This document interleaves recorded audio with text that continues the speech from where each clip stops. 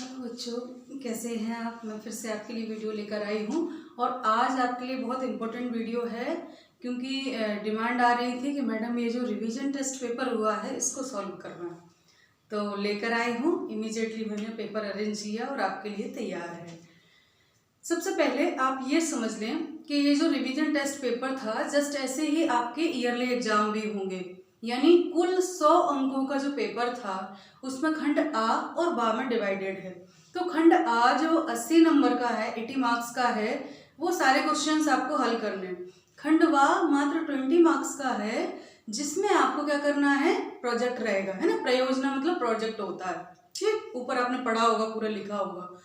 तो ये जो पेपर है ऐसे ही आपको आगे भी वार्षिक परीक्षा में भी इसी प्रकार का पेपर मिलेगा। 100 में से 20 मार्क्स का आपका प्रैक्टिकल रहेगा और 80 मार्क्स का आपका रिटन टेस्ट रहेगा, ठीक है।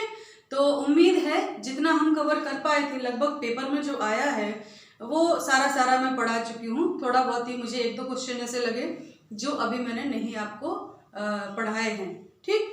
तो चलिए चलते हैं। आपका रिवीजन टेस्ट पेपर जो है, उम्मीद है आपने बहुत अच्छा किया होगा, पर फिर भी उसको हल करवा देती हूँ जिससे आपकी संतुष्टि रहेगी, ठीक। तो सबसे पहले हम देखें, पहला जो क्वेश्चन था वो था सही विकल्प चुनिए, यानी ऑब्जेक्टिव थे, उसमें से 4 में से एक आंसर आपको लिखना था, सही चूज करना था, ठीक। तो उसमें से हमें सबसे पहला है कि 1791 के फ्रांस के संविधान अनुसार सक्रिय नागरिक कौन थे, है ना। सक्रिय नागरिक, एक्टिव कौन थे, तो उसका आंसर है 25 ईयर्स की एज जिनकी हो जाती थी आयु प्राप्त, वह स्त्री और पुरुष जो मतदान में हिस्सा ले सकते थे, वह स्त्री पुरुष जो मतदान में हिस्सा ले सकते थे।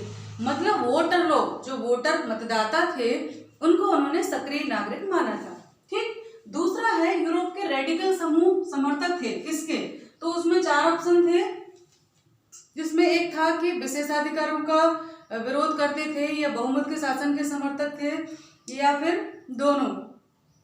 तो दोनों ही सही है इसमें, क्योंकि जो रेडिकल होते हैं, रेडिकल का अर्थ होता है क्रांतिकारी, ये लोग क्रांतिकारी थे, यानी क्रांतिकारी क्या चाहते हैं, आमूलचूल परिवर्तन चाहते हैं। तो जो व्यवस्था थी वो राजतंत्र था, बहुमत मतलब विशेषाधिकार मिले थे लोगों को, और ये ऐसा नहीं चाहते थे। तो इसका आंसर ये दोनों आएगा, ठीक है। उसके अलावा है कि कर्क रेखा किस राज्य से गुजरती है, 4 ऑप्शन दिए हुए थे, उसमें आपका छत्तीसगढ़, राजस्थान, उड़ीसा और त्रिपुरा, 4 आपके राज्य दिए हुए हैं। तो आपको पता है, मैं पढ़ा चुकी हूँ कि राजस्थान से भी गुजरती है, मध्य प्रदेश, छत्तीसगढ़, है ना, त्रिपुरा से भी गुजरती है। तो अब कौन सा राज्य बचा जिससे कर्क रेखा नहीं गुजरती है, उम्मीद है आपने सही लगाया होगा, फिर भी आपको बता देती हूँ, वो राज्य है उड़ीसा, यानी उड़ीसा से कर्क रेखा नहीं गुजरती है। तो ये वाला ऑप्शन आपका सही रहेगा, ठीक। अगला है स्थायी पूंजी है, तो स्थायी पूंजी में उन्होंने ऑप्शन दिए थे, भवन है, औजार है, मशीनरी, ये सब, और रॉ मटेरियल। तो रॉ मटेरियल क्या होता है, कच्चा माल, है ना, जिसको बनाकर कच्चे माल को जब हम कहीं कुछ प्रोडक्शन करते हैं, उत्पादन करते हैं, तो कच्चे माल का उपयोग करते हैं, चाहे वो कच्चा माल कुछ भी हो, ठीक है। जैसे कि हमें अगर गुड़ बनाना है तो कच्चा माल क्या हुआ, गन्ना जो होता है ना, उसको उसमें डालते हैं मशीन में, रस निकलता है, उस रस से फिर गुड़ बनता है, ठीक। तो रॉ मटेरियल हुआ वो, तो बाद में वो तो खत्म ही हो जाता है, अंत में क्या बचता है, गुड़ बन के आता है, गन्ना खत्म। तो ये रॉ मटेरियल जो होता है वो अस्थायी पूंजी, तो स्थायी पूंजी नहीं है का उत्तर है रॉ मटेरियल, ठीक है। तो मजा आ रहा होगा आपको करने में, मुझे लगता है आपके आंसर भी इससे मैच खाते होंगे जो आपने किए हैं। और बहुत नई समय में जो है ये आपको नए तरह से पेपर करने मिला। इससे पहले हम स्कूल जाते थे, पेपर मिलता था, कॉपी मिलती थी, है ना, लेकिन इसमें भी आपको मुझे लगता है मजा ही आ रहा होगा कि किस प्रकार से हम ऐसे घर बैठे भी पेपर दे पा रहे हैं। और उम्मीद है कि आपने पढ़ाई करके दिए होंगे, क्योंकि ये जो शिक्षा है आपकी, ये आपके साथ रहने वाली है, यानी हम जो पढ़ के देते हैं वो सही है। दूसरा जो क्वेश्चन है, प्रश्न नंबर 2 हम कहेंगे जिसे, सही जोड़ी बनाइए, ठीक है, सही जोड़ी बनाइए। तो इसमें थोड़ा सा देख लीजिए, आपका रहेगा पहला जो है लोकतंत्र, ठीक है, लोकतंत्र हो गया। इसके आगे आएगा ये ऐसे शासन का वह रूप है, यह है शासन का, इसके आगे ऑप्शन दिए थे ना आपके चार, उसमें से चुना है मैंने, अलग से नहीं ले रही हूँ। तो यह है शासन का ऐसा रूप, शासन का ऐसा रूप, शासन का ऐसा रूप, ऐसा रूप जिसमें शासन का ऐसा रूप, लोकतंत्र क्या होता है, शासन का ऐसा रूप आपको पढ़ा चुकी हूँ, जिसमें शासकों का चुनाव लोग करते हैं, जिसमें शासकों का यहां से नहीं ले रही हूँ, ये तो अपना वो था, शासकों का चुनाव लोग करते हैं, यानी जनता करती है ना, लोग करते हैं यानी जनता करती है ना। लोकतंत्र क्या है, जनता का जनता पर, जनता द्वारा शासन, या लोगों का लोगों पर, लोगों द्वारा शासन, लोकतंत्र। ठीक है। दूसरा जो है हमारा वो थे अंबेडकर जी का नाम दिया हुआ है, अंबेडकर। ठीक है। तो अंबेडकर कौन थे, अंबेडकर के आगे आएगा, ये प्रारूप समिति के अध्यक्ष थे। आपके में पेपर में दिया था कमेटी, तो कमेटी लिख रही, प्रारूप कमेटी के अध्यक्ष है ना, प्रेसिडेंट थे। ठीक, अध्यक्ष। तो ये इसका हो गया। ठीक है। थर्ड जो है वो पूछा गया है कि द्वीप है ना, थर्ड जो पूछा गया, एक ऐसा स्थल जो 3 ओर से समुद्र से घिरा हो, एक ऐसा स्थल या स्थान कुछ भी हो सकता है, एक ऐसा स्थल जो 3 ओर से समुद्र से घिरा हो, समुद्र से घिरा हो, उसे क्या कहते हैं, उसे कहते हैं, इसका उत्तर आएगा इसके आगे जो हम लगाएंगे यहाँ पर, वो है द्वीप है ना। ये द्वीप होता है जो 3 ओर से समुद्र से घिरा होता है। ठीक है। इसका जो चौथा आंसर है कि सूचना प्रौद्योगिकी लिखा है, और उसके आगे जो ऑप्शन बचते थे अपने 4 ऑप्शन, उनमें सिर्फ एक ही बचता है, और आप अच्छे से जानते हैं कि सूचना प्रौद्योगिकी किससे संबंधित है। तो सूचना प्रौद्योगिकी,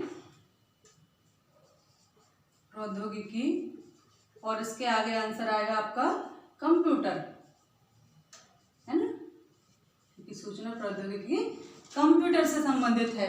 तो जोड़ी बनाई है, मुझे लगता है आपने आराम से अच्छे से बनाई होंगी। हम सब ने इतना पढ़ लिया था कि ये सब हमें बहुत आसान लगा होगा। ठीक है। आइए हम क्वेश्चन नंबर 3 की तरफ चलते हैं। क्वेश्चन नंबर 3 जो है हमारा, वो है खाली स्थान, रिक्त स्थान की पूर्ति कीजिए। ठीक है। यानी हमें बीच की जो जगह है वो भरनी है। आप अच्छे से जानते हैं रिक्त स्थान क्या होता है, अभी तक पेपर देते आए हैं। ठीक। तो क्वेश्चन नंबर 3 या प्रश्न नंबर हम हिंदी में करवा रहे हैं, प्रश्न 3, रिक्त स्थान की पूर्ति कीजिए। ठीक है। रिक्त स्थान की पूर्ति कीजिए। ठीक है। तो उम्मीद है ये भी आपने सही ही लगाए होंगे, लेकिन फिर भी मैं आपको सॉल्व करा रही हूँ। पहला जो है वो है कि चर्च द्वारा किसानों से वसूल किया जाने वाला कर डैश डैश कहलाता था।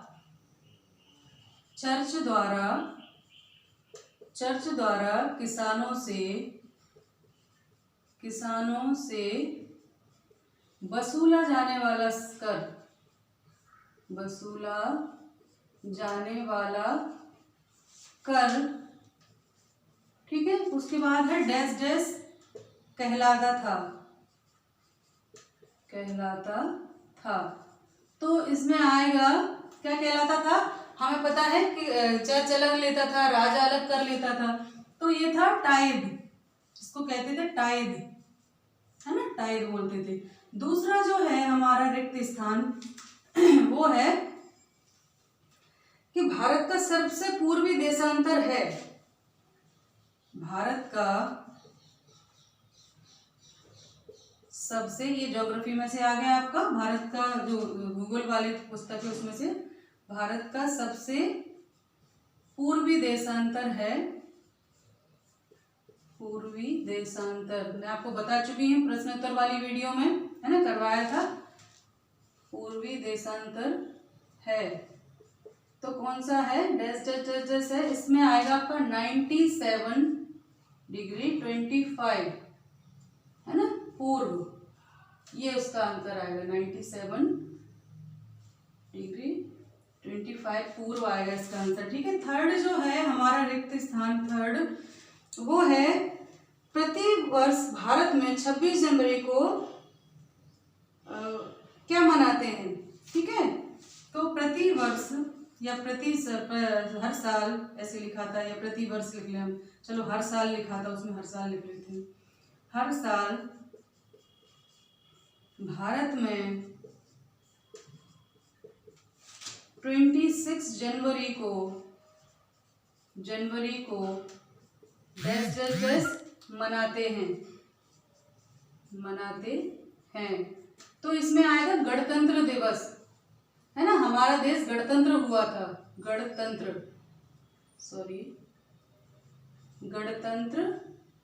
दिवस है वो हमारा। ठीक है, और स्वतंत्रता दिवस कब है, स्वतंत्रता दिवस होता है हमारा 15 अगस्त को, क्योंकि 15 अगस्त 1947 में भारत स्वतंत्र हुआ था, और 26 जनवरी 1950 को ये क्या हुआ था, गणतंत्र दिवस के रूप में पूर्णतः हमारा संविधान इस दिन लागू हो गया था। ठीक, गणतंत्र दिवस मनाते हैं। और फोर्थ जो क्वेश्चन है वो है कि प्रति 1000 पुरुषों पर महिलाओं की संख्या को डैश डैश कहा जाता है। प्रति 1000 पुरुषों पर, प्रति 1000 पुरुषों पर महिलाओं की संख्या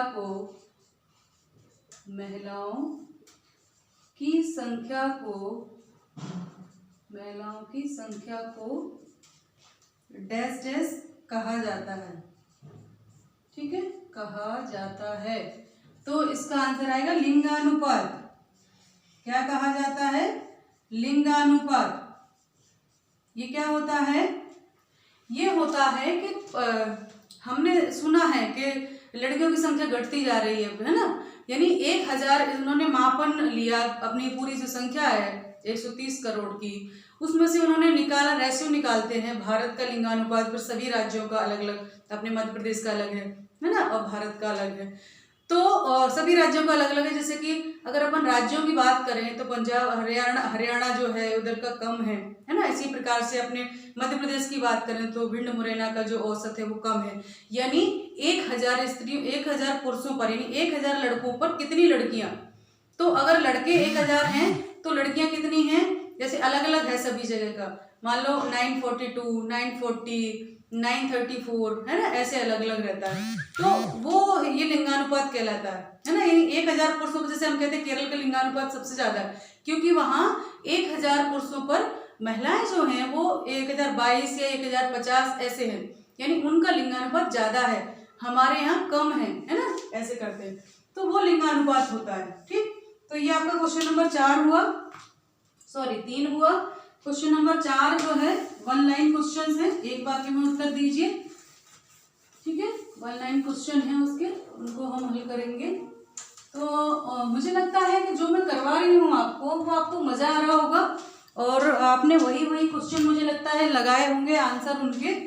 तो अगला जो है क्वेश्चन नंबर 4, यानी प्रश्न नंबर 4, एक वाक्य में उत्तर दीजिए, एक वाक्य में उत्तर दीजिए। ठीक है, उत्तर दीजिए। तो इसमें भी 4 प्रश्न हैं। ठीक है, एक नंबर के 4 हैं, 16 नंबर के हैं मतलब, तो एक के 4 हैं, 4 नंबर के हैं, टोटल जो ऑब्जेक्टिव है वो 16 नंबर के हो गए आपके। ठीक है, तो प्रश्न नंबर 4 का है पहला क्या है, ये पूछ रहे हैं दास कैपिटल की रचना किसने की। ठीक है, दास कैपिटल की रचना किसने की, दास कैपिटल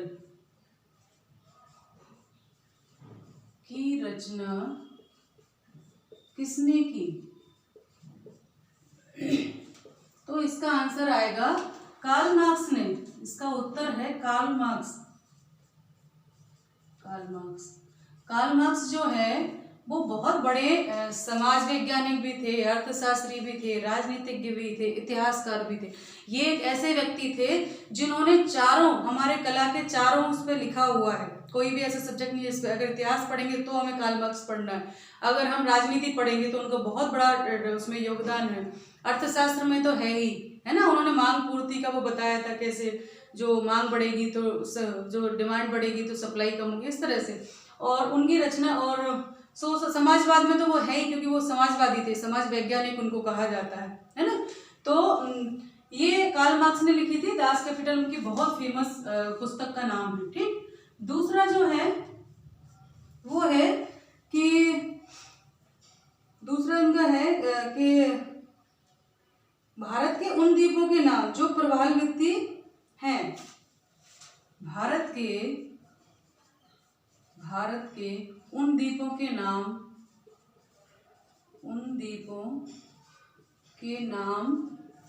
जो प्रवालवृत्ति हैं, प्रवालवृत्ति, कोरल रीफ जिसे कहते हैं। तो इसका आंसर आएगा लक्षद्वीप। जो लक्षद्वीप है, जहाँ छोटे छोटे द्वीप हैं, ये मूंगे की चट्टानें हैं, है ना, इनको प्रवालवृत्ति कहा जाता है। तो इसका आंसर आएगा लक्षद्वीप। ठीक है, उत्तर इसका। थर्ड जो है वो है, ये हमारा केंद्र शासित प्रदेश है, छोटे छोटे द्वीप हैं और ये मूंगे की चट्टानें हैं। ठीक है, तो ये प्रवालवृत्ति हैं, तो लक्षद्वीप इसका आंसर आएगा। थर्ड जो है हमारा, दक्षिण अफ्रीका के में लोकतांत्रिक संविधान बनाने में कौन सा टकराव सबसे महत्वपूर्ण था। क्वेश्चन नंबर थर्ड है, दक्षिण अफ्रीका में संविधान बनाते समय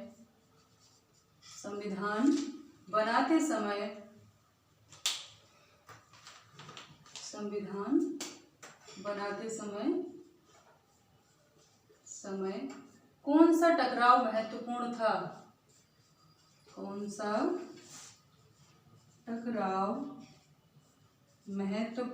तो इसका आंसर है, आप थोड़ा सा फ्लैशबैक में जाओ। जब हमने पढ़ा था कि वहां पर क्या हुआ था, गोरे अल्पसंख्यक थे और काले बहुसंख्यक थे, लेकिन गोरे लोग काले लोगों पर शासन कर रहे थे, अत्याचार कर रहे थे।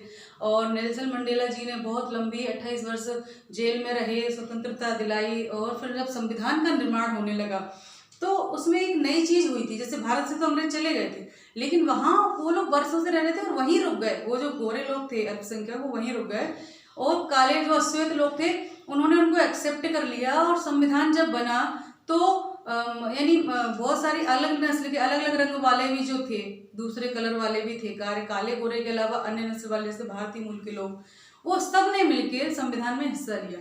लेकिन जब हम कोई नियम कानून बनाते हैं, किसी हित की बात करते हैं, तो ज्यादातर बहुसंख्यक लोगों का ही ध्यान रखा जाता है।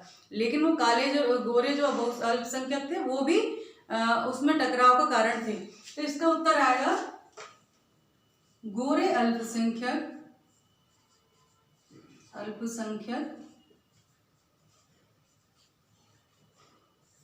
व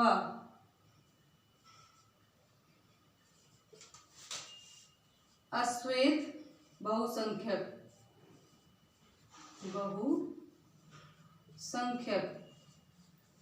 है ना, क्योंकि अपने अपने हितों की बात सभी करते हैं। क्योंकि वो ज्यादा थे संख्या में, तो वो क्यों चाहेंगे कि कोई कुछ चंद लोगों के लिए हम लोगों के हितों को कुर्बान कर दिया जाए, है ना। तो ये इसमें आंसर आएगा गोरे अल्पसंख्यक और काले बहुसंख्यक। मुझे लगता है इसमें थोड़ा सा आप लोग वैसे अगर पढ़ा होगा तो कंफ्यूज नहीं हुए होंगे, है ना, क्योंकि मैं आपको पढ़ा चुकी हूँ ये सब चीजें। ठीक, अब एक वाक्य का जो चौथा क्वेश्चन है वो लिख लें, 4th नंबर का, और वो है कि पालमपुर गांव की कोई एक वो बताइए। ठीक है, पालमपुर गांव की कोई एक अपनी वो बताइए। ठीक,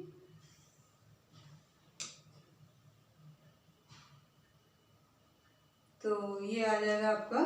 ठीक है, अच्छा थोड़ा सा यहाँ देख लें, ये जो था वो 3rd नंबर का था, कि फोर्थ था। पहला हमने बहुत ऑब्जेक्टिव कराए, फिर हमने जोड़ियां कराई, फिर हमने रिक्त स्थान कराया, एक बाकी 4 ही है, 5वां सत्य आने वाला है। ठीक है, तो फोर्थ नंबर का है, वो कह रहे हैं कि पालमपुर गांव की कोई एक गैर कृषि क्रिया बताइए। पालमपुर गांव में थोड़ा सा चलिए आप फ्लैशबैक में।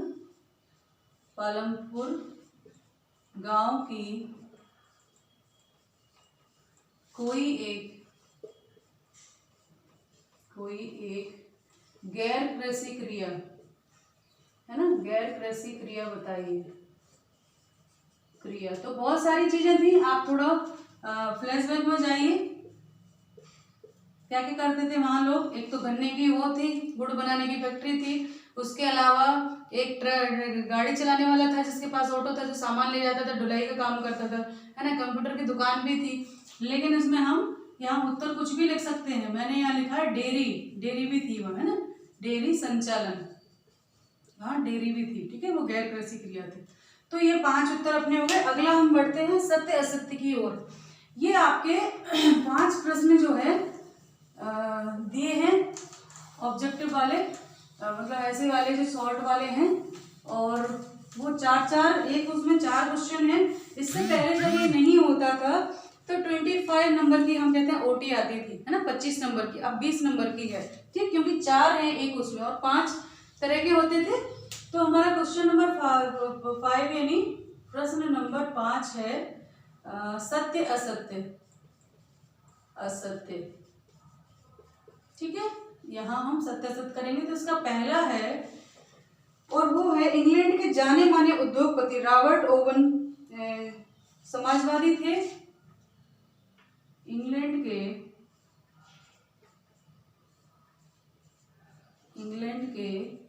जाने माने उद्योगपति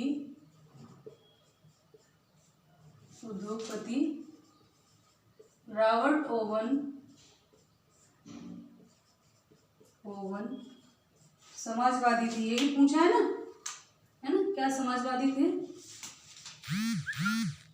रॉबर्ट ओवन, ठीक है, समाजवादी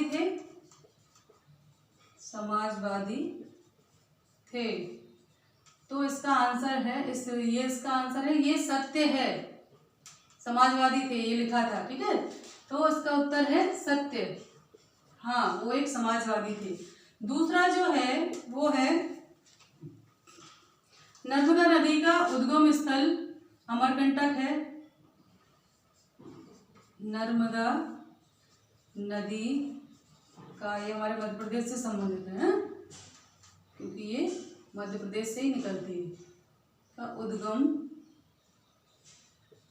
स्थल अमरकंटक है। तो इसका आंसर है सत्य, ये सत्य है, ट्रू है ना, हाँ अमरकंटक से ही नर्मदा नदी निकलती है। ठीक है, ये मध्य प्रदेश में है। तीसरा जो है वो है सत्य में कि लोकतांत्रिक संविधान में शासन का प्रमुख के नाम का प्रावधान होता है। लोकतांत्रिक संविधान में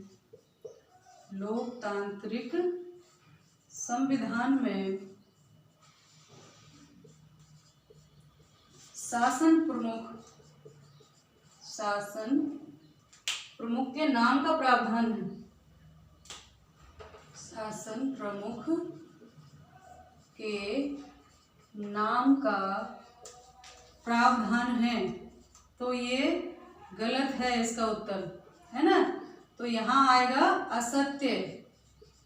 क्योंकि आप देखो क्या होता है कि नाम का प्रावधान नहीं होता, पद का होता है। जैसे हमारे यहाँ है कि शासन का प्रमुख राष्ट्रपति होगा, उसकी सहायता के लिए प्रधानमंत्री होगा, राज्यों में मुख्यमंत्री होगा, है ना, उसके लिए राज्यपाल होगा। तो ये पद हैं, राष्ट्रपति हुए या प्रधानमंत्री हुए, क्या है, पद है, नाम नहीं है। उनके नाम नहीं क्लियर होते कि फलाना व्यक्ति जो है इस पद पर रहेगा।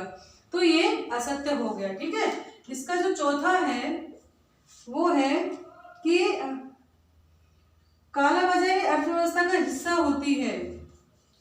कालाबाजारी अर्थव्यवस्था का व्यवस्था का हिस्सा होती है तो इसका उत्तर थोड़ा सा कॉम्प्लिकेटेड है। यानी रियलिटी में तो हाँ, और हम कहें कि सिद्धांतों में ना। ठीक है, तो इसको वैसे हम अगर सिद्धांत की बात करते हैं तो इसका उत्तर होगा असत्य, क्योंकि कोई भी सिद्धांत गलत चीज को अनुमति नहीं देता। जब हम अर्थव्यवस्था अपनी बनाते हैं, हमारी मिश्रित अर्थव्यवस्था है, कहीं की पूंजीवादी होती है, कहीं की समाजवादी होती है, तो उसमें कहीं नहीं लिखा रहता कि वो कालाबाजारी भी करेंगे। ठीक है, ये तो बाद में पनपने वाला एक भ्रष्टाचार है। तो इसका उत्तर भी असत्य होगा। यानी हमारे जो 4 सत्य सत्य है उसमें पहले का है सत्य, दूसरे का है सत्य, तीसरे का सत्य और चौथे का सत्य। तो ये मैंने आपके सारे ऑब्जेक्टिव वाले क्वेश्चन करा दिए हैं। ठीक है, और आगे वीडियो में और आगे ले जाऊंगी। अति लघुत्तरी कराने का प्रश्न वो करूंगी, क्योंकि बड़ा पेपर होता है, एक ही वीडियो में करवाना संभव नहीं है। तो ये चूंकि डिमांड आ रही थी आप लोग की, तो इमीडिएटली बनाया। कैसा लगा बताना, और आपको आगे भी सहायता इससे मिलती रहेगी। आप जब भी मैं प्रश्न उत्तर वाला वीडियो डालती हूँ वो जरूर देखें, क्योंकि अगर आपने वो देखा होगा तो आप जरूर ये पूरा प्रश्न बड़े आराम से प्रश्न पत्र हल कर पाए होंगे। तो ध्यान रखिए, पढ़ाई करते रहिए। नमस्ते सभी को, धन्यवाद।